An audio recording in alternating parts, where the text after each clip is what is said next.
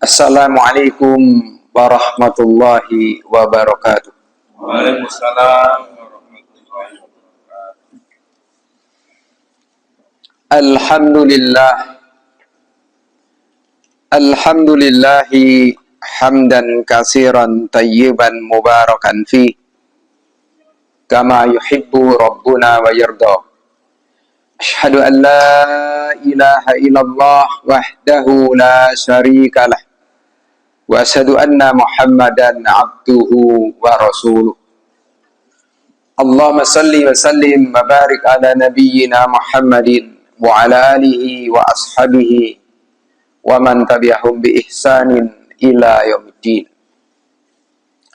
Bapak-bapak, ibu-ibu, jamaah salat subuh Masjid Al-Ukhwah yang semoga senantiasa kita semuanya dirahmati Allah Ta'ala. Dengan rahmat yang kita harapkan dari Allah Ta'ala, kita berharap diperbaikinya segala urusan kita. Karena semua urusan yang ada tidak menjadi baik serta-merta tanpa adanya rahmat Allah Ta'ala. Sehingga rahmat itu menjadikan sebab seorang hamba diperbaiki oleh Allah Ta'ala dalam segala urusannya. Termasuk apa yang sedang kita lakukan bersama di pagi hari ini, kita menjalankan kewajiban menuntut ilmu agama.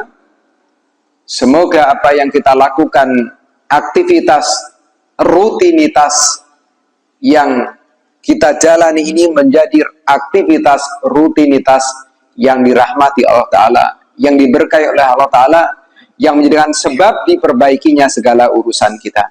Amin, amin, ya rabbal alamin.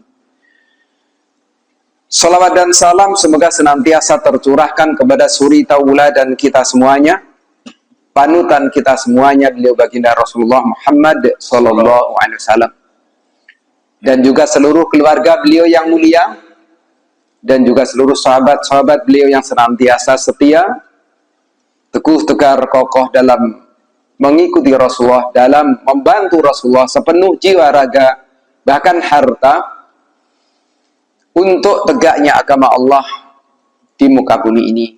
Dan semoga kita semuanya termasuk orang-orang yang juga teguh, tegar sepenuh jiwa, raga, dan harta kita untuk meniti jalan yang telah mereka tempuh. Karena seorang hamba akan dibersamakan oleh Allah Ta'ala dengan Rasulullah dan para sahabat-sahabatnya manakala mereka berusaha untuk mengikuti jejak mereka. Kaum muslimin akan dibersamakan oleh Allah Ta'ala dengan Rasulullah dan para sahabatnya manakala kaum muslimin tersebut betul-betul mengikuti jejak-jejak yang telah dijalankan oleh Rasulullah dan para sahabatnya. Oleh karena itu kita menuntut ilmu ini juga dalam rangka itu, supaya kita tahu jalan yang telah ditempuh oleh Rasul dan para sahabatnya sebagai pendahulu kita, dan yang kita harapkan setelah kita tahu akan kita ikuti jalan tersebut. Persis sebagai gambaran ketika Rasul dan para sahabatnya sebagai pioner, sebagai perintis yang telah mendahului kita, supaya kita sampai ke tujuan sebagaimana pioner dan perintis itu telah terdahulu dalam menempuh jalannya, maka mesti kita harus mengikuti jejak-jejak yang ditinggalkan. Jangan sampai kita belok ke jalan yang lain. Gambaran seperti orang yang mengikuti orang yang telah berjalan lebih dahulu di padang pasir.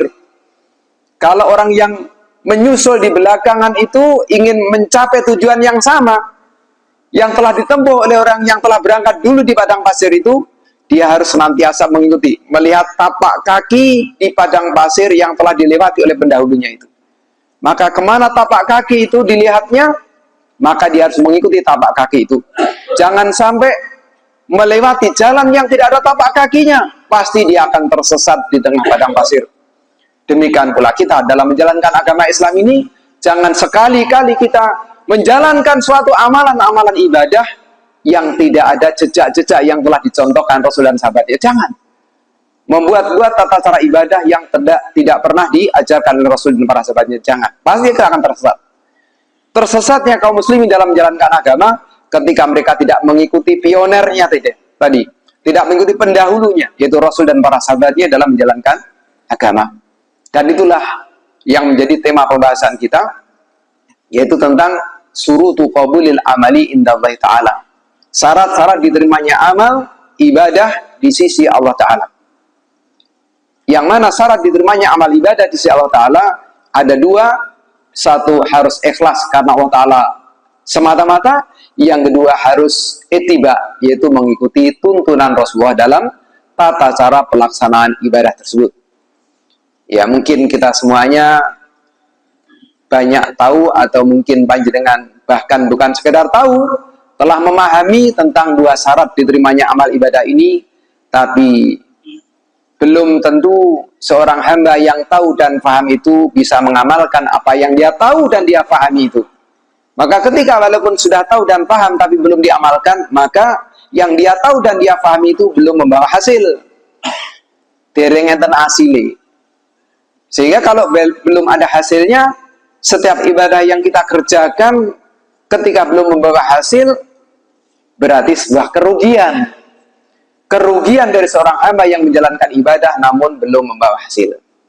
Dan kita masih membahas bagian yang pertama tentang keikhlasan. Apa itu ikhlas?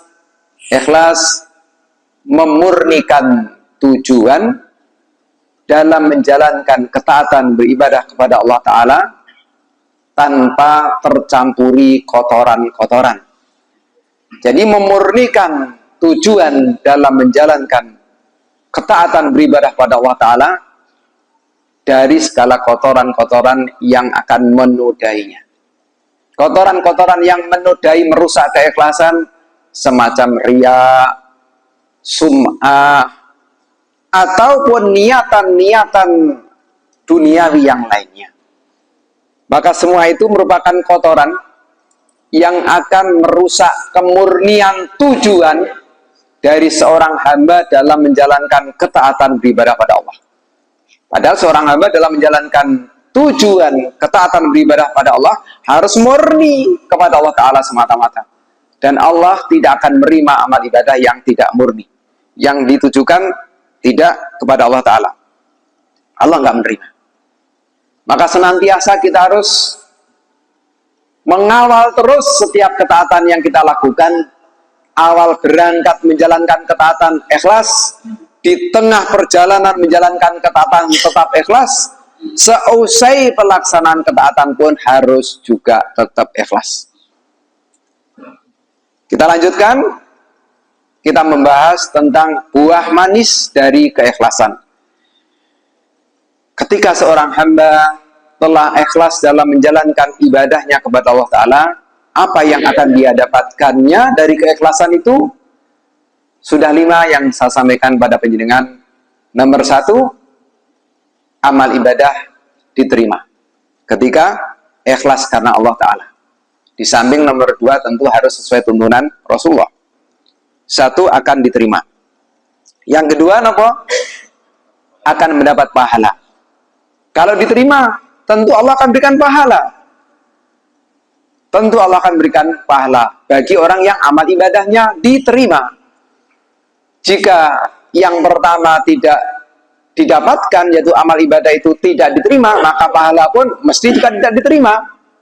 Seperti ketika orang menjual barang dan pembeli yang ingin membeli, dia tidak sesuai dengan apa yang dia inginkan, barangnya nggak sesuai dengan apa yang diinginkan, tentu barang itu tidak akan jadi dibeli. Kalau nggak dibeli, tentu si penjual tidak akan mendapatkan pembayaran uang. Maka demikian pula ketika seorang beribadah dan tidak diterima, maka dia tidak akan mendapatkan pahala. Itu yang kedua, tidak akan mendapatkan pahala. Yang ketiga, amalan kecil akan menjadi besar dengan sebab keikhlasan.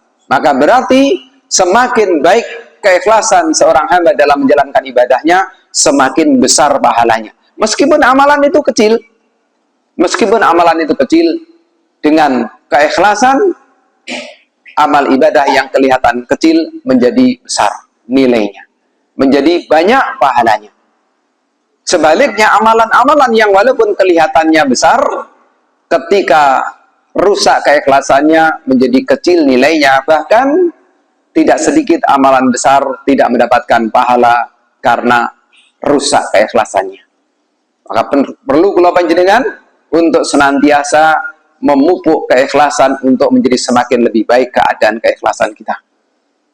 Dan keikhlasan seorang hamba yang satu dengan yang lainnya berbeda-beda.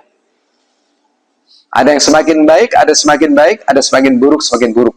Dan para sahabat-sahabat Nabi, orang yang paling baik keikhlasannya dalam menjalankan ibadah-ibadah mereka, sehingga antara kita dengan mereka para sahabat, walaupun mengerjakan ibadah yang sama, tapi hasilnya beda. Sama-sama kita sholat subuh 2 rakaat. 2 rakaat sholat subuh kita sama dengan 2 rakaat sholat subuhnya para sahabat dalam hal tata cara pelaksanaannya. Tapi apa yang kita dapatkan beda mereka dengan kita. Apa yang membedakannya? Iman dan keikhlasan mereka lebih tinggi kualitasnya dibanding iman dan keikhlasan kita. Maka kalau kita ingin meningkatkan amal ibadah kita dalam sisi pahala yang akan kita dapatkan, maka tingkatkan keikhlasan ibadah tersebut dan kesesuaiannya dengan tuntunan Rasulullah SAW. Itu sudah kita sampaikan. Yang keempat, terampuninya dosa-dosa. Keikhlasan itu menjadikan sebab terampuninya dosa-dosa. Amal ibadah yang kita kerjakan dengan ikhlas menjadikan sebab terampuninya dosa-dosa. Salat yang dikerjakan dengan ikhlas menjadikan sebab terampuni dosa-dosa. Bahkan Rasulullah menyebutkan salat 5 waktu itu seperti sungai yang ada di depan rumah, ada di depan pintu seorang hamba yang penuh, airnya jernih mengalir, yang tiap hari seorang hamba mandi di air sungai tersebut. Tentu akan dengan bersih hamba tersebut. Bersih dari apa? Dosa. Terampuninya dosa-dosa dengan sebab sholat 5 waktu yang dia kerjakan ikhlas karena Allah Ta'ala. Demikian pula bicara puasa Ramadan.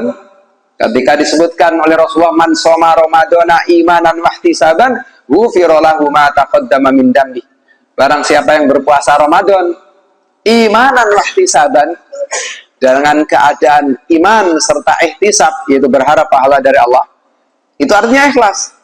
Orang yang puasanya betul-betul iman dan berharap pahala dari Allah, bukan berharap dunia, berharap pahala dari Allah, itulah ikhlas. Apa buah keikhlasan dalam puasanya? Ghufira lahu ma taqaddama min dambi. Allah mengampuni dosa-dosanya yang telah lalu. Dan juga contoh-contoh yang lain.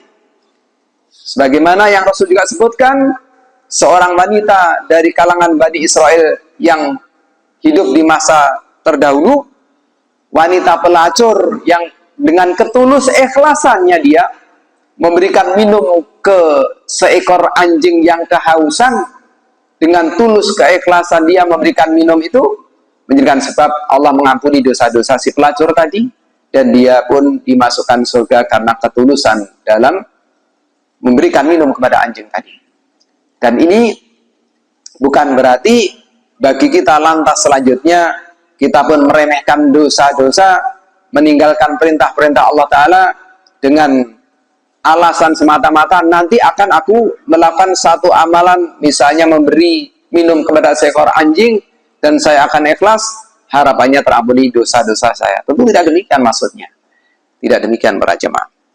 Selanjutnya, yang kelima, ya. Kelima apa? Oh belum. Yang kelima, tetap mendapat pahala meskipun belum mampu melaksanakannya. Belum. Yang kelima, tetap mendapatkan pahala meskipun belum mampu melaksanakannya. Belum melaksanakan amal tersebut. Orang belum melaksanakan amalan, tapi karena telah ikhlas sebelum amalan itu dilakukan, sudah ada niatan ikhlas untuk melaksanakan, maka niatan ikhlas untuk melaksanakan sebuah amalan, namun amalan yang ingin dikerjakan itu belum ditunaikan, maka keikhlasan dalam niat dalam hati untuk mengerjakan amalan yang belum dilaksanakannya itu menjadikan sebab dia mendapatkan pahala. Contoh, orang sebelum berangkat tidur, berbaring di tempat tidur, dia telah meniatkan di awal tidurnya itu, saya nanti malam di sepertiga malam yang akhir ingin bangun untuk sholat malam. Niat itu ikhlas, betul-betul dia berkeinginan nanti saya akan bangun, pengen bangun untuk sholat malam. Semoga Allah Ta'ala mudahkan saya bangun di sepertiga malam akhir untuk sholat malam. Kan masih niat. Orang tadi belum sholat malam. Qadarullah di waktu sepertiga malam akhir atas kehendak Allah, dia tidak terbangun. Tertidur pulas hingga tiba-tiba terdengar kumandangnya azan subuh. Sehingga dengan penuh penyesalan dia mengatakan, subhanallah, maha suci Allah. Ternyata saya kesiangan. Sehingga saya tidak mengerjakan sholat malam. Tapi dia tetap mendapatkan pahala para jamaah. Karena ketulusan niatnya di awal berangkat tidur ingin sholat malam. Tapi di waktu sepertiga malam tidak bangun dari tidur. Tapi bangun-bangun sudah waktu subuh. Ketahui, Rasul mengabarkan orang ini tidurnya dia merupakan sedekah dari Rabb-nya. Tidurnya dia itu sedekah dari Allah Ta'ala. Seolah-olah Allah mengatakan, sudah tidur saja kamu. Itu sedekahnya. Kamu akan tetap aku beri pahala. Seolah-olah seperti itu. Maka ini menunjukkan pentingnya orang itu memperbanyak niat kebaikan. Apa beratnya meniatkan kebaikan? Tidak bersusah payah untuk melakukan sebuah amalan lisan, amalan anggota badan, amalan mengeluarkan harta. Tidak harus seberat itu kan, tetapi hanya mengolah hati, bagaimana meniatkan dalam segala amal-amal ketaatan murni karena Allah Ta'ala semata-mata. Ikhlas karena Allah Ta'ala semata-mata. Maka dengan memperbanyak niat-niat seperti itu, tidak sedikit seorang hamba bisa meraup pahala yang banyak walaupun dengan sedikit amal. Dengan sedikit amal, dengan sekecil-kecilnya amal, tapi dengan banyak niat-niat kebaikan yang ikhlas karena Allah Ta'ala dan diterima, maka dia bisa melampaui orang yang banyak amalnya, besar amalnya, tetapi rusak keikhlasannya. Maka penting sekali tentang menjaga niat agar ikhlas karena Allah Ta'ala semata-mata dalam setiap peribadatan kita. Hingga yang kelima tadi, tetap mendapatkan pahala meskipun belum mampu melaksanakannya. Sebagaimana yang mungkin juga pernah saya contohkan, ketika dalam perang Tabuk,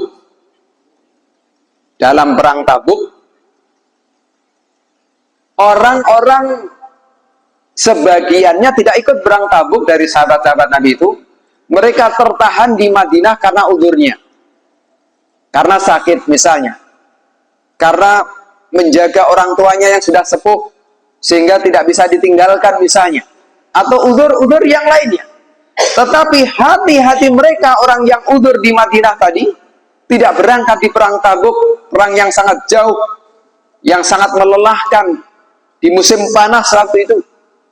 Tetapi orang yang di Madinah ini, Rasul mengabarkan, tidaklah kalian melintasi perbukitan, menuruni lembah, menginjakkan kaki di tempat-tempat yang membuat orang-orang kafir marah, kecuali mereka, maksudnya orang-orang yang di Madinah itu, bersekutu dengan kalian. Maksudnya mendapatkan hal yang sama sebagaimana yang kalian dapatkan. Kalian menaiki bukit, mereka menaiki bukit.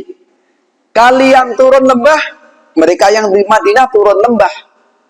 Kalian menginjakkan kaki di tempat-tempat yang membuat marah orang kafir, mereka pun juga melakukan hal yang serupa. Apakah betul-betul melakukan secara fisiknya? Tidak. Yang di Madinah tetap di Madinah, tetapi hati mereka terbayang seakan-akan bagaimana keadaan ketika berjihad fisabilillah, melintasi, naik perbukitan, menuruni lembah, menginjakkan kaki di tempat-tempat berperang melawan orang kafir.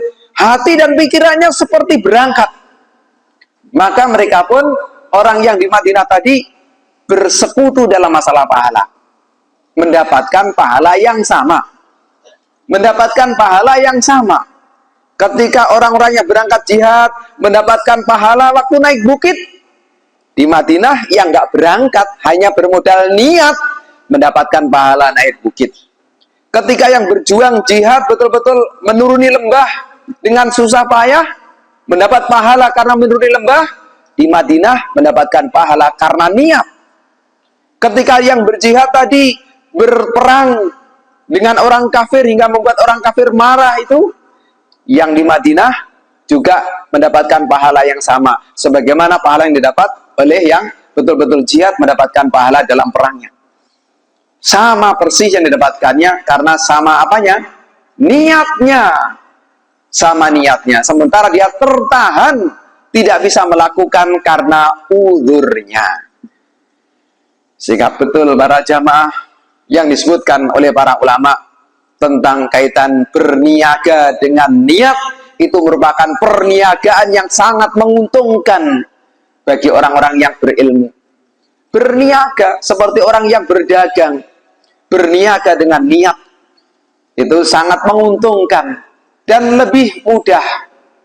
Tidak harus bersusah payah dengan mengeluarkan tenaga dan harta. Tapi bukan berarti orang hanya semata-mata niat, sementara mampu menjalankan dengan tenaga dan hartanya tidak dilakukannya. Tentu itu namanya bukan niat. Karena ketulusan niat itu, kalaupun betul-betul dia tidak bisa menunaikan apa yang diniatkannya, itu disebabkan karena adanya uzur. Contoh, ketika aku kok duwe-duwe wakeh, aku pengen juga bersedekah sing wakeh. Orang yang berniat seperti itu, kebetulan dia dalam kondisi punya duit tapi nggak akeh.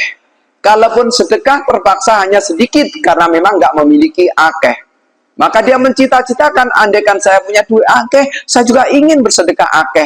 Suatu ketika dia betul-betul mendapatkan harta yang banyak, ya tentu dia akan betul-betul mengeluarkan sebagaimana yang dia niatkan. Lah kok faktanya setelah punya harta banyak, dia tetap bersedekah sedikit karena pelit. Oh, berarti itu namanya tidak ikhlas dalam niatnya, tidak tulus dalam niatnya, sehingga tidak dapat pahala atas niatnya itu.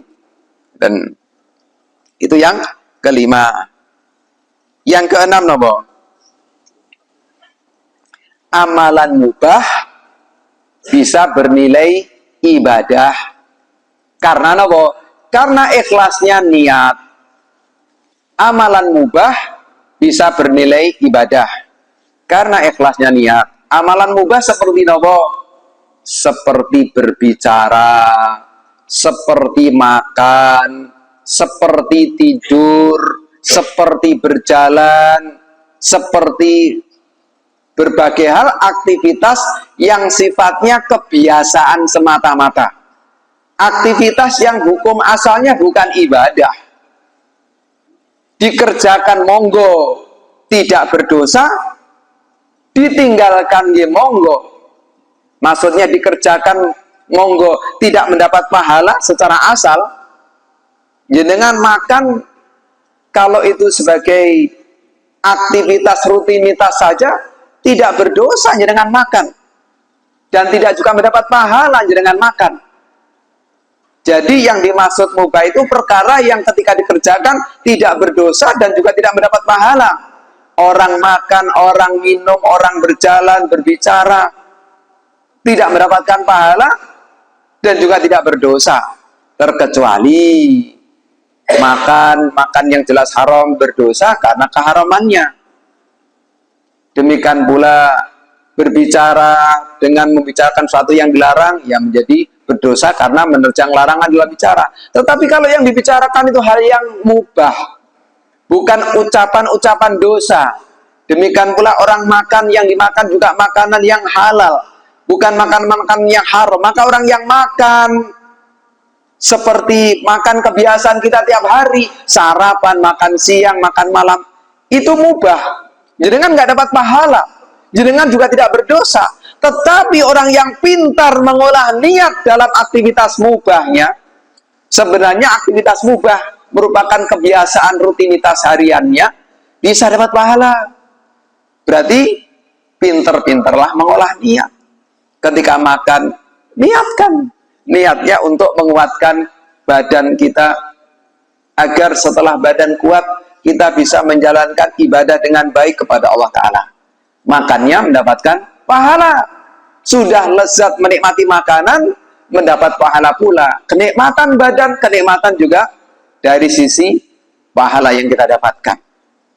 Demikian pula makanan di samping yang kita makan, makanan yang kita berikan kepada keluarga kita, niatkan untuk ibadah.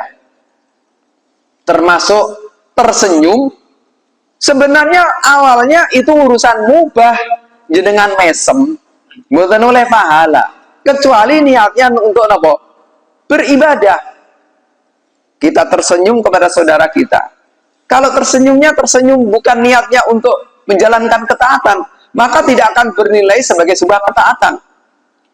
Tidak akan bernilai ibadah. Tapi kalau niatnya kita menjalankan ketaatan yang Rasul ajarkan, tabasumuka fi wajhi akhika laka shadaqatun. Tersenyummu ke wajah saudaramu bagimu adalah sedekah. Tabasumuka fi wajhi akhika laka shadaqatun. Maka ketika kita tersenyum, niatkan memang dalam rangka mengikuti tuntunan Rasulullah untuk memasukkan rasa gembira dalam hati saudara kita.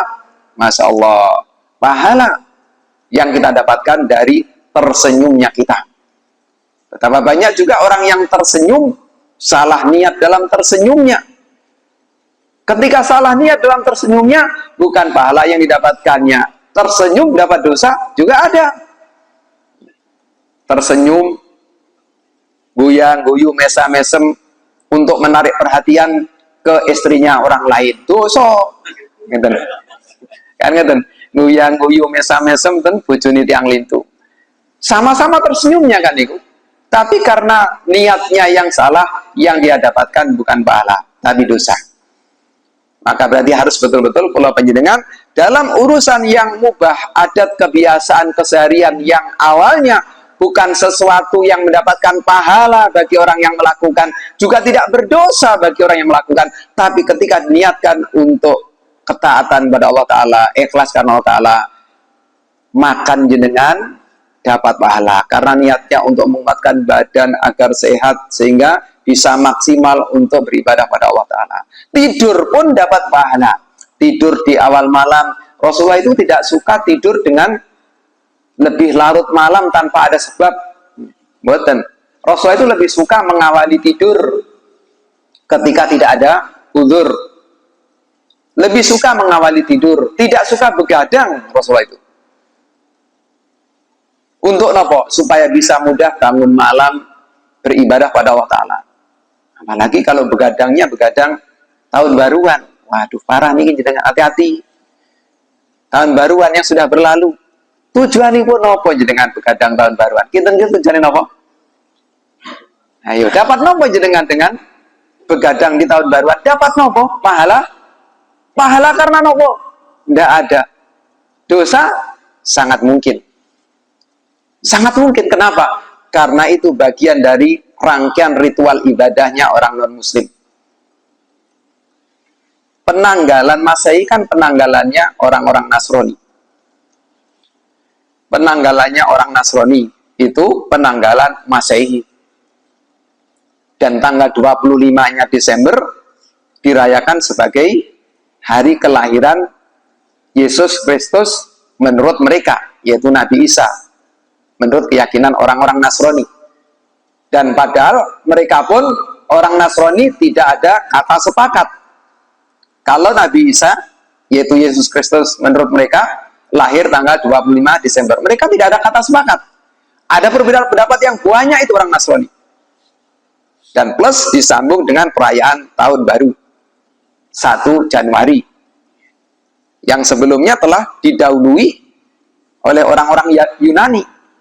Kaum paganisme itu yang menyembah berhala, menuhankan dewa-dewa, yaitu dewa Janus menurut keyakinan mereka, yang punya dua muka menghadap ke depan dan ke belakang, Jadi perayaan untuk mempersembahkan ke dewa Janus tersebut. Lah kita ikut beramai-ramai merayakan. Maka yang kita dapatkan nopo dengan begadang hingga larut malam, ngenteni pergantian jam, pergantian tahun, apa yang kita dapatkan? Justru sangat besar kemungkinan terjatuh pada perbuatan dosa karena nopo? Karena tasabuh. Mengikuti kebiasaan orang-orang non-muslim. Man tasabaha biqaumin fahuwa minhum. Barang siapa yang mengikuti kebiasaan suatu kaum, maka dia akan dimasukkan menjadi bagian kaum yang diikutinya itu. Sukakah kula jenengan kalau nanti dibangkitkan, dikumpulkan dengan mereka orang-orang non-muslim tersebut? Kalau jawabannya kita tidak suka, maka berarti jangan suka ikut-ikutan dengan mereka. Kita itu harus punya prinsip dalam memegang akidah atau syariat agama kita. Jangan, kata orang Jawa, jangan rubuh-rubuh gedang. Napa rubuh-rubuh gedang? Ngidul, wong-wong ngidul, geruduk, ngalor, geruduk. Ikut-ikutan om ya wong akeh, ikut-ikutan. Jangan, kita harus punya prinsip. Walaupun orang gemruduk ngidul kabeh, kalau ngidul itu jalan yang salah, ya jangan melok ngidul. Bukankah yang ke surga itu tidak gemruduk, yang ke neraka niku gemruduk? Dari 1000 orang yang berduyun-duyun masuk neraka berapa? Dari 1000 orang 999. Yang dipilih ke surga berapa? 1. Wah, iku kok sing gemruduk akeh meneng neraka. Napa jenengan aku tak melo sing gemruduk? Kan tentu tidak. Kalau kita tahu jalan yang benar, sekalipun itu pengikutnya 1-2 orang, tempuhlah kebenaran yang telah jenengan ketahui itu. Jangan jenengan terpedaya oleh banyaknya orang melakukan.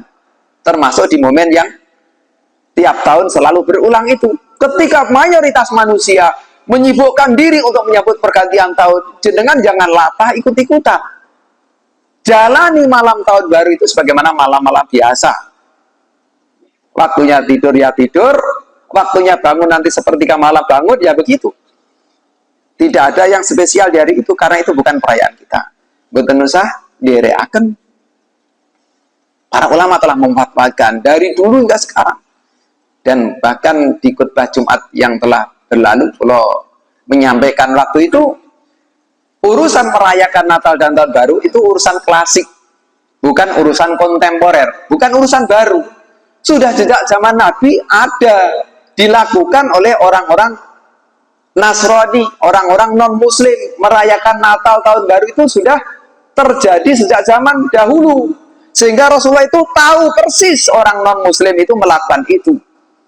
Sehingga sikap kita tinggal melihat saja apa yang dilakukan Rasulullah ketika melihat orang non-Muslim merayakan Natal dan Tahun Baru. Karena waktu itu sudah terjadi, dilakukan oleh orang-orang Muslim. Apa yang dilakukan Rasulullah? Apa ikut-ikutan? Tidak. Apa mengucapkan selamat? Tidak. Apa begadang hingga semalam suntuk? Tidak. Kalau ada, mesti ada riwayat itu sampai kepada kita. Sepeninggal Rasulullah, apa sahabat-sahabat melakukan? Tidak. Kalau ada melakukan para sahabat, mesti ada riwayat. Tidak mungkin nggak diriwayatkan, nggak mungkin. Nggak mungkin kalau urusan dilakukan oleh banyak orang, terus nggak ada riwayat, nggak mungkin. Kalau memang dilakukan. Setelah sahabat, para tabi'in, nggak ada juga riwayat. Para tabi'in, imam-imam mujtahidin, imam-imam Abu Hanifah, Malik bin Anas, Imam Syafi'i, Imam Ahmad, nggak melakukan. Dan juga memang tidak ada riwayat yang menceritakan, mengisahkan mereka melakukan. Tidak. Berarti cukup kita mengikuti apa yang Rasul lakukan. Lakukanlah sebagaimana beliau Rasulullah dan mereka para sahabat lakukan. Ikuti sudah itu. Jangan kita ikut-ikutan. Kembali kepada yang saya sampaikan tadi. Jadikan setiap aktivitas mubah kita agar bernilai ibadah dengan mengikhlaskan dalam hati karena Allah Ta'ala semata-mata. Mau tidur, niatkan untuk menguatkan badan agar segar kembali nanti bisa bangun malam. Ketika kita makan juga begitu, makan untuk niat menguatkan badan agar kuat beribadah. Ketika berbicara juga kita memilih pembicaraan yang baik, niatnya untuk beribadah. Demikian pula ketika tersenyum tadi dan lain sebagainya. Itu amalan-amalan mubah yang bisa bernilai ibadah ketika kita mengikhlaskan dalam niat menjalankan aktivitas mubah tadi ikhlas karena Allah Ta'ala semata-mata. Itu yang keenam. Yang ketujuh,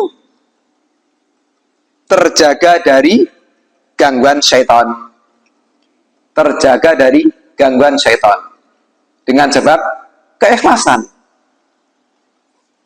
Ketika syaitan telah berjanji kepada dirinya sendiri, bahkan janjinya itu diutarakannya kepada Allah Ta'ala, setelah dia menjadi makhluk yang terusir dari surga, jadikan penduduk neraka yang kekal di dalamnya, maka dia pun berjanji kepada dirinya sendiri, bahkan janjinya itu diutarakannya kepada Allah Ta'ala, kalau si iblis dan keturunannya, yaitu syaitan-syaitan yang tersesat jalan itu, akan memperdaya manusia, akan mengajak manusia bagaimana menempuh jalan sebagaimana jalan yang mereka, para syaitan itu tempuh untuk diajak bersama-sama masuk neraka. Digodok kabeh. Bagaimana semua manusia itu dikelincirkan, itu keinginannya.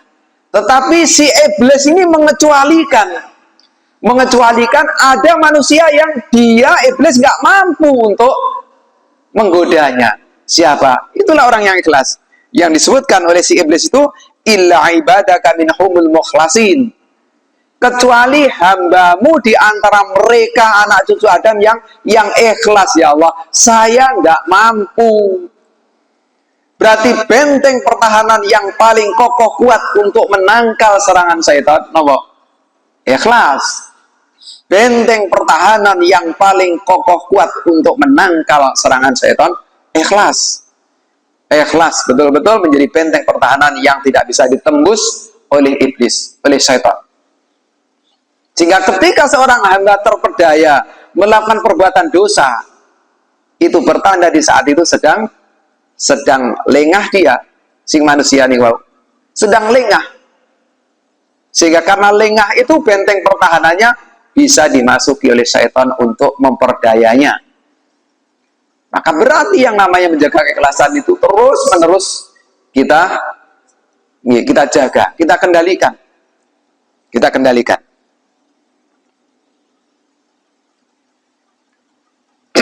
Itu yang ketujuh. Maka terus para jamaah, monggo kita jaga keikhlasan kita supaya syaitan yang terus-menerus menggoda kita.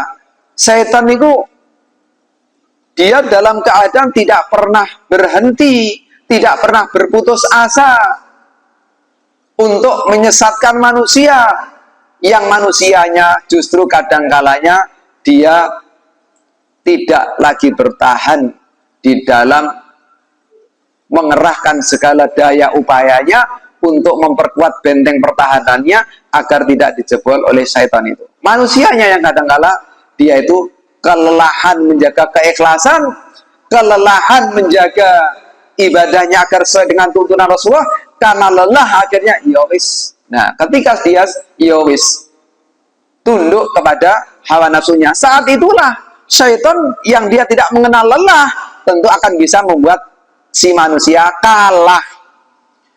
Syaitannya nggak mengenal lelah untuk memperdaya manusia, tapi ketika manusianya yang merasa kelelahan, di saat itulah dia terkalahkan. Maka jangan sampai kita kelelahan dalam menjaga keikhlasan, jangan sampai kelelahan dalam menjaga agar ibadah kita sesuai dengan tuntunan Rasulullah. Lelah sih lelah, tapi jangan sampai kita mengalah. Tetap kita harus berjuang terus agar kelelahan itu membangkitkan kelelahan dalam menjaga keikhlasan, itu yang maksudkan. Tetap harus kita jaga terus, selelah apapun harus jangan sampai kita lepas yang namanya keikhlasan, supaya syaitan tidak sampai mengalahkan kita. Yang kedelapan, terhindar dari was-was dan terjauhkan dari riya. Terhindar dari was-was dan terjauhkan dari riya.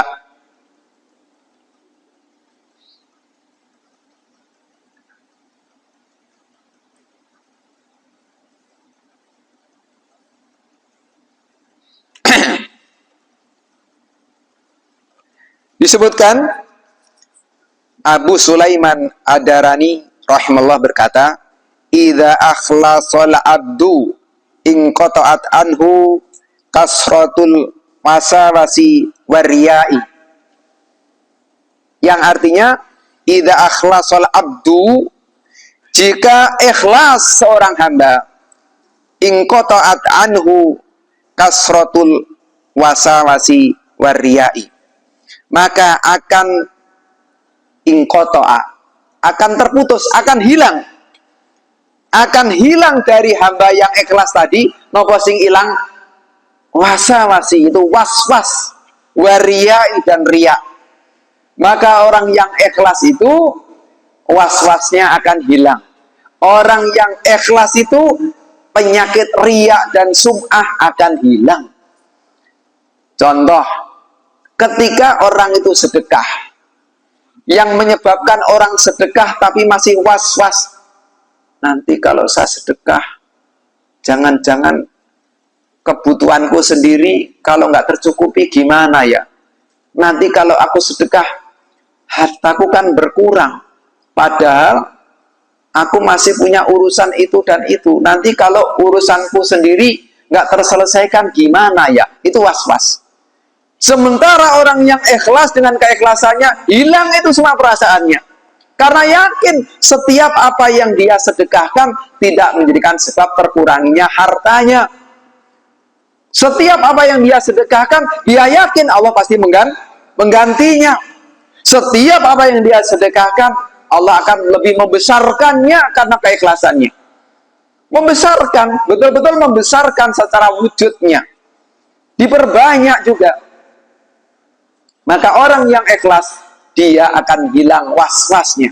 Sedekah pun dengan tenang. Bismillah, ikhlas sedekah, yakin tidak menjadikan sebab terkuranginya harta. Mana qasad shadaqatun min malin.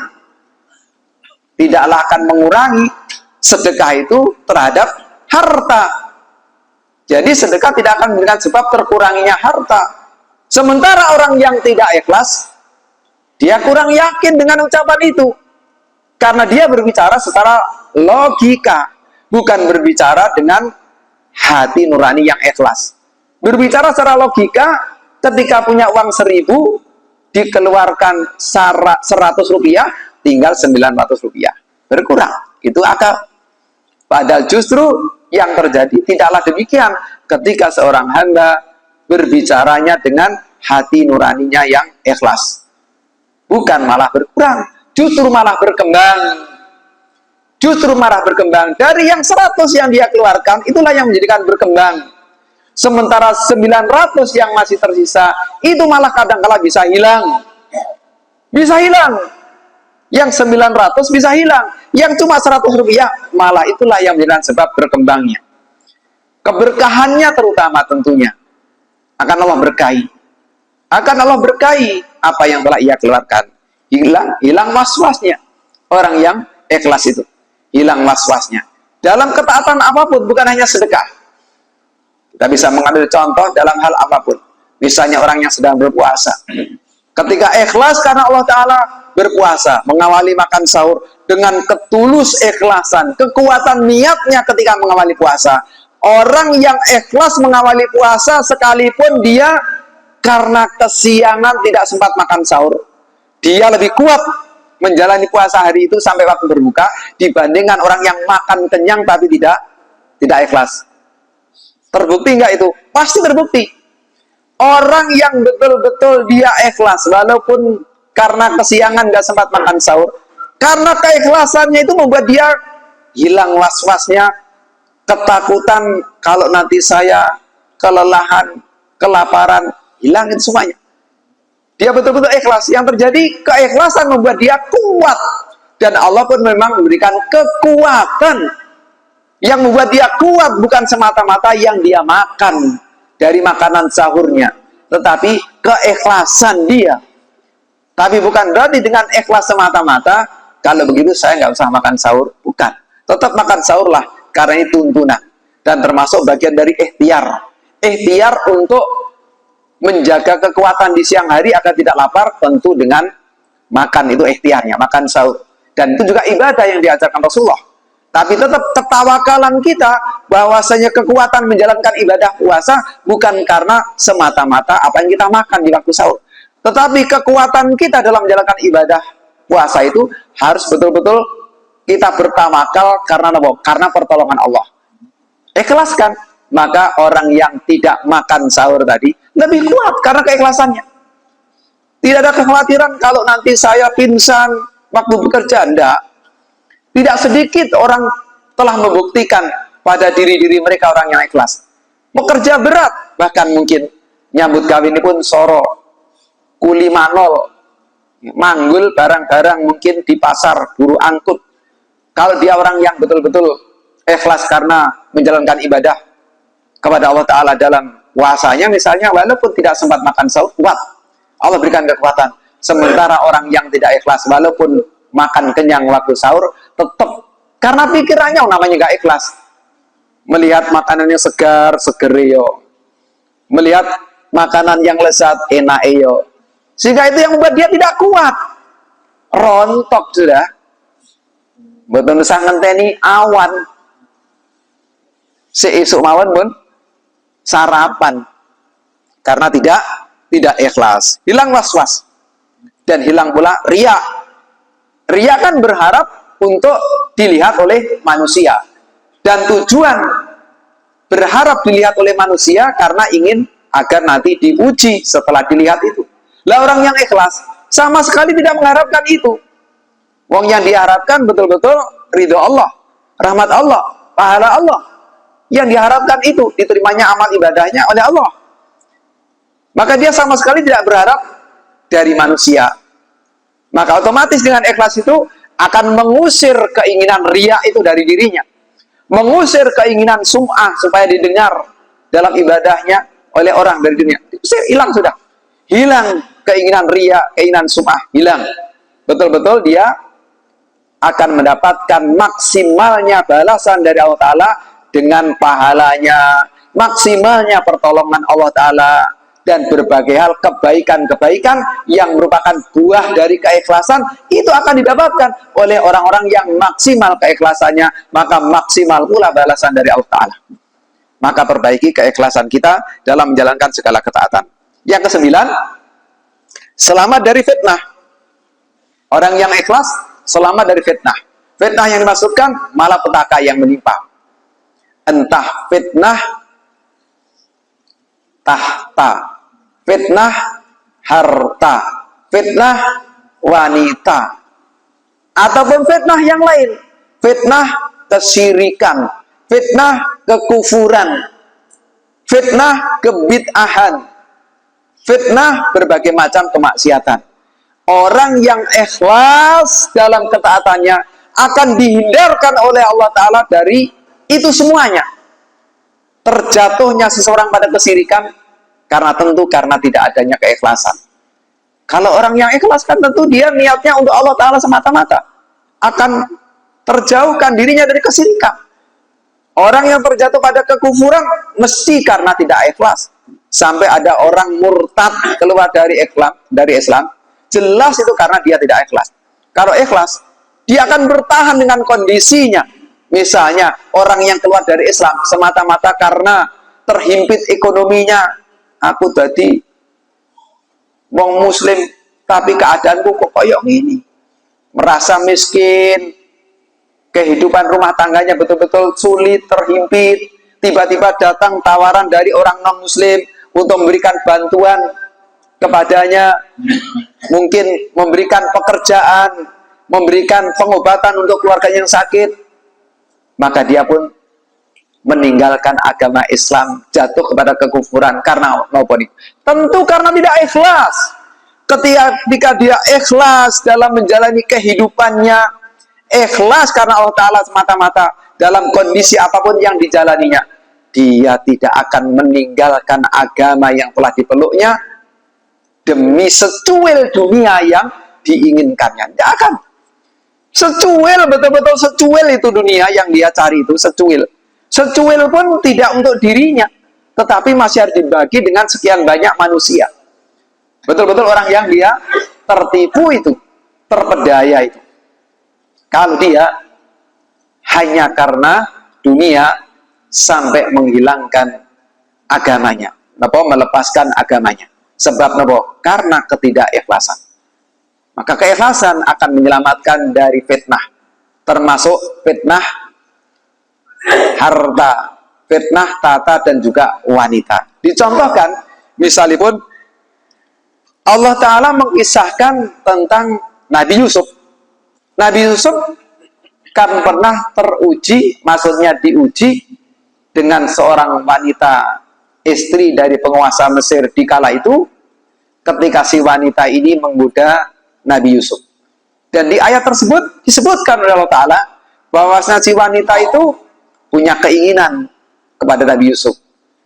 Sebagai seorang lelaki yang normal, Nabi Yusuf pun dalam hatinya juga ada rasa condong kepada wanita itu. Tetapi karena keikhlasannya untuk taat pada Allah Ta'ala, maka Allah pun menolong si Nabi Yusuf sehingga terselamatkan dari fitnah wanita itu. Terselamatkan, bukan terpedaya, nggak melakukan. Walaupun awalnya keinginan pun ada, tapi keinginannya pun terkalahkan dari ketaatan dia untuk mengikhlaskan penghambaan dirinya kepada Allah Ta'ala. Allah sebutkan dalam ayat tersebut, surat Yusuf, ayat yang ke-24, dalam penggalan di ayat yang mendekati akhir disebutkan, kadzalika linasrifa anhu su'a wal fahsa'a innahu min ibadinal mukhlasin. Allah sebutkan kadzalika, demikian itulah, maksudipun demikian itulah tentang apa yang terjadi terkait kisah ibun Nabi Yusuf. Demikian itulah linasrifa anhu, kami palingkan darinya, maksudipun si Nabi Yusuf niku dipalingkan dari dari fitnah yang akan menimpanya. Allah menyelamatkan Nabi Yusuf dari fitnah wanita yang akan menimpanya, sehingga Allah menyelamatkan tidak sampai Nabi Yusuf tergoda. Maka itu yang dimaksudkan linasrifa anhu, dipalingkan dari Nabi Yusuf as-su'a, dari keburukan-keburukan, wal fahsya, demikian pula dari kekejian. Nabi Yusuf diselamatkan oleh Allah Ta'ala dari kemungkaran, dari kekejian. Karena karena keikhlasan. Dan Allah sebutkan, innahu, karena sesungguhnya dia si Nabi Yusuf niku min ibadina, dari hamba-hamba kami, hamba yang al-mukhlasin, yang ikhlas. Maka ini sebagai contoh, siapapun manusianya selain Nabi Yusuf, termasuk walaupun kita, kalau kita melakukan hal yang serupa, apa hal yang serupa yang dilakukan oleh Nabi Yusuf? Ikhlas. Kalau kita ikhlas, maka keikhlasan yang ada pada diri kita menjadikan sebab Allah akan memalingkan dari kita segala fitnah-fitnah yang akan menimpa. Memalingkan dari kita. Ketika di hadapan seseorang yang ikhlas itu, awalnya ada tawaran harta yang menggiurkan.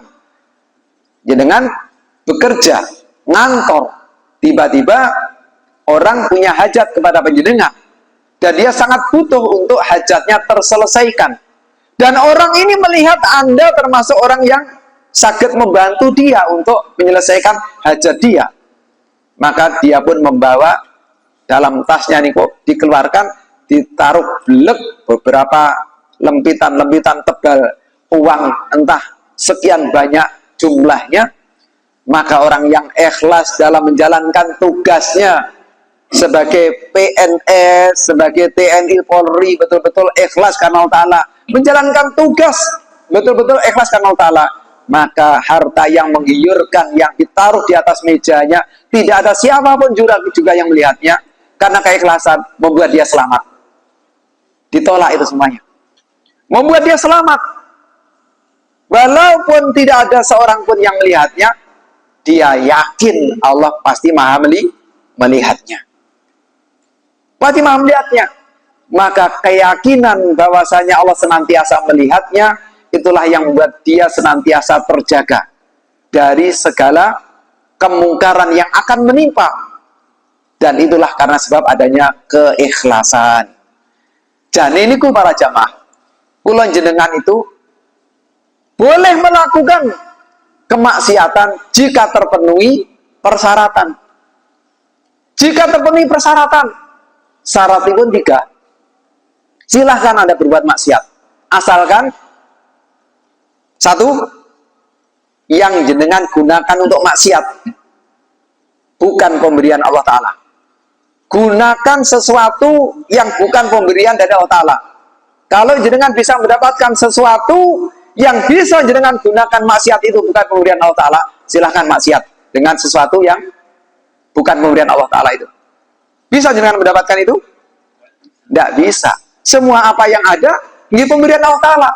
Berarti syarat pertama, tidak bisa kita mendapatkan sesuatu yang saya gunakan untuk maksiat yang bukan pemberian Allah. Yang kedua, yaitu silahkan berbuat maksiat di tempat yang bukan milik Allah Ta'ala. Carilah tempat yang bukan milik Allah, lakukan maksiat di tempat itu.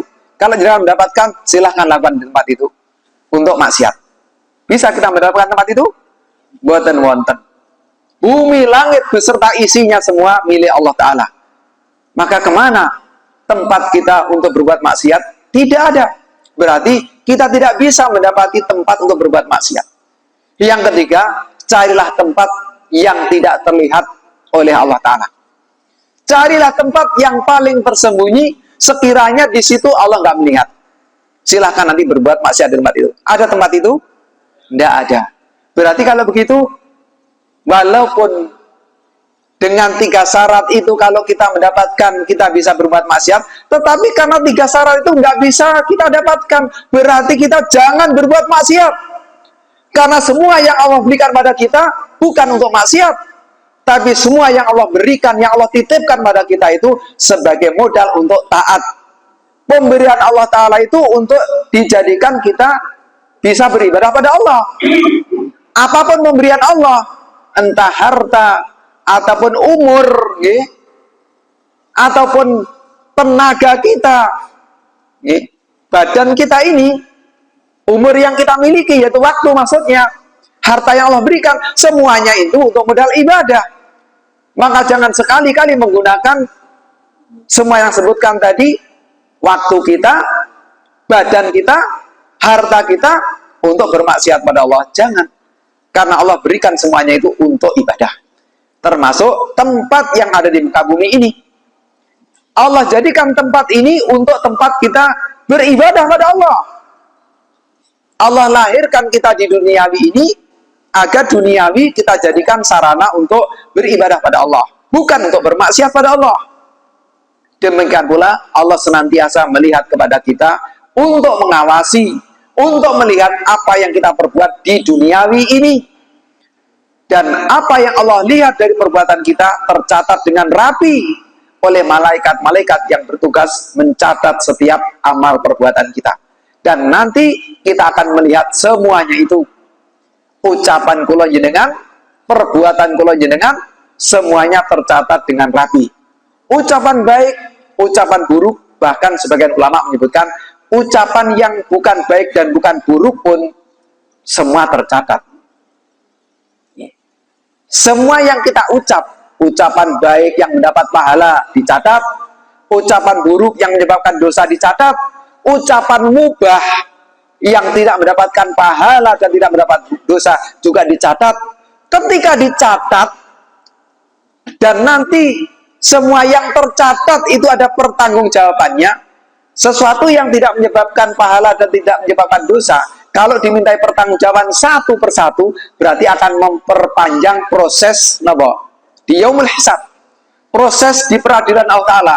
Ngenteni ini suwe. Mari ngomong ini itu aku ini kabeh dilentres satu persatu. Berarti memperpanjang proses peradilan di hadapan Allah Ta'ala. Sehingga orang yang bijak itu para jamaah, dia hanya akan berkata-kata ketika kata-kata yang diucapkannya itu mendatangkan pahala. Dan dia akan lebih baik menahan kata-kata ketika kata-kata yang akan diucapkannya akan mencelakakannya. Sehingga orang yang betul-betul dia dalam menjalani kehidupannya itu ingin menjadi orang yang baik, saya akan berkata ketika membawa kebaikan, dan saya akan diam jika akan mencelakakan. Dia tidak akan memilih pilihan, saya akan berkata-kata walaupun tidak mendapatkan pahala, walaupun tidak mencelakakan. Tidak akan memilih pilihan yang ketiga itu. Karena pilihan yang ketiga, berkata-kata walaupun tidak mendapatkan pahala, berkata-kata walaupun tidak menyebabkan dosa, tetap itu ada pertanggungjawabannya yang akan memperpanjang proses peradilan di hadapan Allah Ta'ala. Dan itu berarti sebuah kerugian. Kerugian mengeluarkan tenaga berkata-kata tapi tidak menghasilkan apa-apa. Berarti kerugian. Cukup dengan mengeluarkan kata-kata yang tidak mendatangkan pahala, walaupun tidak menghasilkan dosa, itu sudah sebuah kerugian. Wong dodolan, wong dodolan, walaupun boten bati, walaupun boten bati, tetapi dia niku juga tidak mendapat napa nggih? Oh, boten ngoten. Walaupun boten rugi pengertianipun nggak sampai modalnya niku terus nanti entek ngoten, walaupun boten rugi, tetapi gak bati juga. Gak rugi tapi gak bati, itu sudah sebuah kerugian. Gak bati, gak rugi tapi ora bati.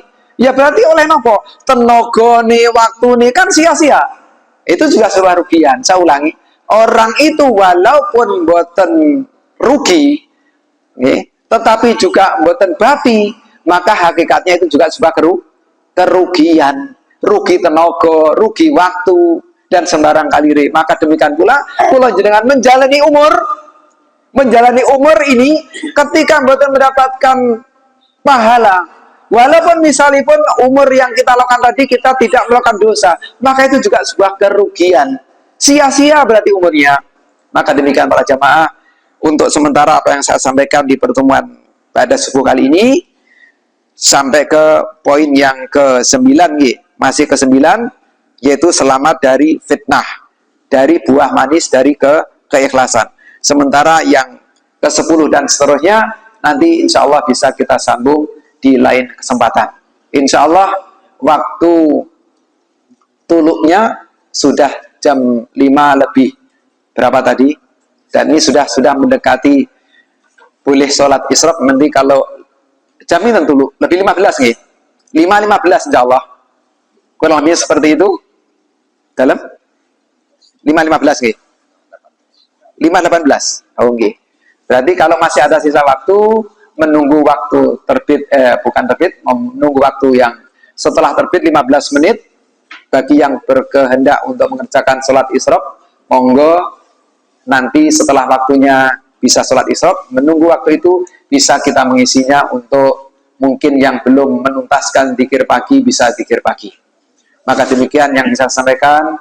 Semoga Allah Ta'ala senantiasa memberikan kepada kita semuanya dan juga keluarga kita semuanya kesehatan jasmani dan kesehatan rohani. Semoga kita semuanya diberi kekuatan istiqomah beribadah kepada Allah Ta'ala untuk senantiasa ikhlas beribadah kepadanya dan sesuai dengan tuntunan Rasulullah SAW dalam beribadah kepada Allah Ta'ala. Dan di umur kita yang tersisa ini, semoga betul-betul umur yang diberkahi oleh Allah Ta'ala.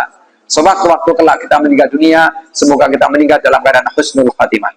Amin, amin, ya rabbal alamin. Aku qouli hadza wa astaghfirullah li wa lakum.